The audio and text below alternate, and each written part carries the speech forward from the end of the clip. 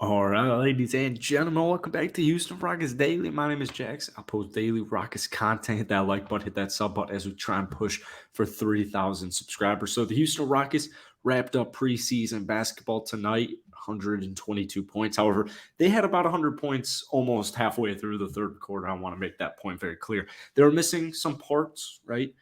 Real quick though, Derek Favors reportedly will be waived. So Garrison Matthews, Daisha Nix, you're safe for now, or I guess they're just safe in general. But you had no Jabari, you had no Garrison Matthews, you had no Daisha Nix. I feel like I'm missing somebody. No, I don't think I'm missing anybody else.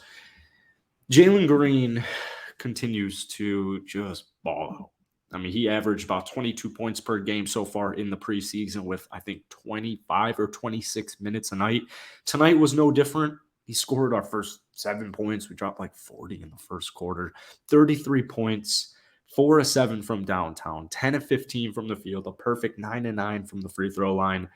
Rocket shot 20 of 22 from the free throw line, which is it's really promising because we were by far the worst free throw shooting team in the league last season. The turnovers are still a little sloppy, especially, you know, Indiana's not the best team in the league this upcoming season. They're missing some guys like Tyrese, but for the most part, we're not too concerned. I'll take 3-1 in the preseason. We're taking it with a grain of salt, anyways. But I think I saw enough of what I wanted to see, right? I saw enough of what I wanted to see. And it is important to note that our first round draft pick, our number 3 guy, Jabari Smith Jr., he hasn't played in several games. We dropped 122. I guess 122 isn't too crazy, but like I said, man, we had like 100 points almost at the 5 minute mark in the third quarter. So there's a lot to take away from here. But more specifically, like Derek Favors, I was the advocate. I was an advocate for saying Derek Favors should be the one to go, and I see a lot of people saying he could be used as trade bait. I would imagine that's what Raphael Stone was thinking, but I don't think he wanted to let go of Daisha Nix. Definitely didn't want to let go of Garrison Matthews after you just paid him guaranteed money for the next 4 seasons last year. So I have no complaints. Derek Favors doesn't have much of a future on this team. If you want to keep Boban, why would you keep both of them? Right? I don't. We don't need more veteran centers. So Jalen Green. One thing I'm loving about Jalen Green right now is he's getting to the free throw line. It's not something I would go as far to say as he struggled with last season, but it was something we all wanted more of. We all wanted, and there was that play on Miles Turner in the first quarter where he's absorbing contact. He's like trying to dunk over guys, then he'll take the hit, he'll contort his body and finish somehow. And I love it. I love the aggressiveness. He looks so confident.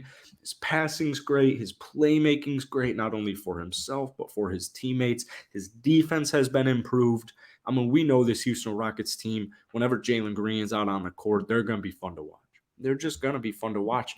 And right next to him was Kevin Porter Jr. Right next to him.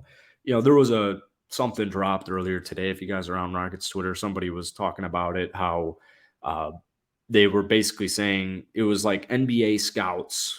It was, or I think it was either rival scouts. It was NBA scouts or NBA GMs. I think it was scouts saying brutally honest truths about each team. And the one for the Rockets was to get rid of Kevin Porter Jr. and tank this season, get a top 5 pick, and then whoever you take in that top 5 pick, be like, all right, Jalen, Jabari, we're running with you 3. Well, my issue is Kevin Porter Jr. is pretty good at basketball, man. He's pretty good, and he had a good last season as well. Started the year off a little shaky, but you know who else did? The Houston Rockets offense. You know who else did? Jalen Green started last season off shaky offensively. I guess to Jalen's credit, he was a rookie and Kevin Porter Jr. wasn't. However, he's still learning a new position. So tonight, we saw a lot more off-ball Kevin Porter. Saw a lot more off-ball. All preseason, we've seen a lot more off-ball Kevin Porter Jr. And we know how good of a catch and shooter he is. We know how good of a shooter he is. And, this is going to be a big year for Kevin. We all know he can score. Some people want him on the bench.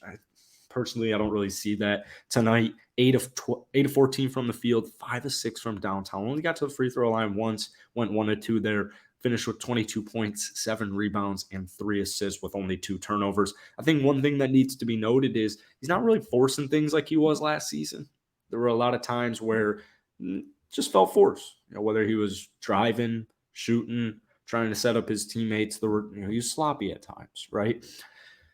Still sloppy. The whole Rockets team is going to be sloppy at times because of how young we are, but except for Eric Gordon. But I think Kevin's still trending in the right direction, and I really don't see what the Houston Rockets have to lose. Like, yeah, I guess they didn't extend him in the summer, but you know, if Kevin doesn't work out at point guard, it's not like the Rockets are completely screwed.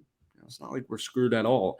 I still think Kevin Porter Jr. is a point guard. I think he's a phenomenal off-ball scorer. I think he's just really good off-ball as well, but he's working on it. You can't disagree that he's working on it. So I think at the end of the day, the Houston Rockets will, I think they'll extend Kevin to, Tyler Hero just got 30. Poole is about to get a lot of money. Maybe Anthony Simon's money. We'll wait and see what KPJ's possible extension's looking like. But if you guys want to go ahead, drop some comments down below on what your ideal extension would be for Kevin. Let me know. Outside of that, Eric Gordon, tonight really made me. Every time I watch Eric Gordon play live basketball for the Houston Rockets, I think it makes me fully appreciate that he's on the Houston Rockets. If the day comes, when and if the day comes and Eric gets traded from Houston, or he walks in free agency, we don't trade him, and he walks in free agency to a contender, I'll miss it. Eric Gordon is that dude. He's very smart, high IQ basketball player. He's just a rock for us. 14 points in 17 minutes tonight. He was making threes from way downtown. I love Eric Gordon. So KJ, Alper, and Şengün, they were the other two starters, combined about 22 points. Şengün tonight, we saw a lot more involved in the offense, which I love to see. He actually had a couple of blocks. He had a couple of threes, 2 of 2 from downtown, 2 blocks, a steal. But like I said, we saw him more involved in the offense with 5 assists. That's another point I feel like, especially if you're running with – so if we're currently running with this starting lineup, and let's say Jabari gets swapped in for KJ, or even Jayshawn Tate gets swapped in for KJ, we have Eric Gordon, who can pass, facilitate, play make, Jalen Green, who can do the same thing, Kevin Porter Jr., who can do the same thing, and Alper and Şengün, who can do the same thing. So I see a lot of cuts. I see a lot of people moving, not just standing waiting for things to happen. They're making things happen. So I think that helps everybody. Right? If your center can distribute the ball and is a solid passer and is a solid playmaker for his teammates, not only himself, but for his teammates, you're looking pretty good. So Alper and Şengün didn't do anything same thing applies, honestly, for KJ Martin Jr. I feel like they didn't really do anything too crazy in the preseason, but we didn't really need them to do anything too crazy in the preseason. It's not like they played bad basketball in any way, shape, or form, actually. Şengün's last game wasn't too pretty. However, he didn't really get the ball, wasn't really a part of the offense. So, it's not like their stocks dropped too much, but I still feel really good about Alper and Şengün moving forward. We've got time. We have time. We've got plenty of time. KJ Martin Jr., it is looking like he's going to remain with the Houston Rockets, and I'm very glad. It seems like hopefully all that stuff that was going on with his dad's comments, hopefully that was all just overblown. We don't really know the whole story at all, actually. So hopefully all of it was overblown, and there's no issues in it doesn't seem like there's any issues in the locker room or with the coaches or anything like that.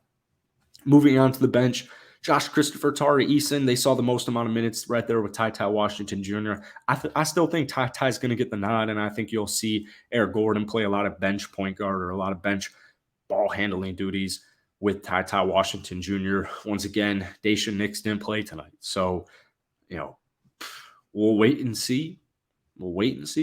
But I think Ty, as raw as he is, you could use the argument of why wait?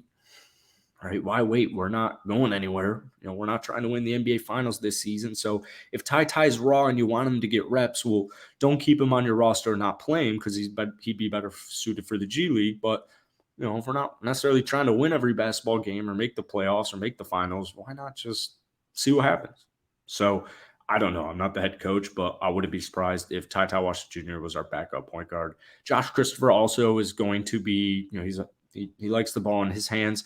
Still pretty sloppy. 1 of 6 from downtown, 5 of 14 from the field. He hasn't really found his shot yet. I feel like sometimes he's kind of forcing things with this bench unit. However, there's a lot of new faces out there. So once the regular season comes on the 19th, we will have more solidified bench rotation, and they'll be able to get in the groove, get that chemistry going. He finished with 11 points, 7 rebounds, 2 steals, and an assist, though. Solid game from him. Tari Eason continues to look great. It wasn't as dominant, as crazy of a performance for Tari Eason. However, still grabbed a couple offensive rebounds. For the most part, he was still always in the right spot at the right time. Had a nice three-pointer. He looks fully confident from downtown. Finished with 9.6 rebounds and 2 assists.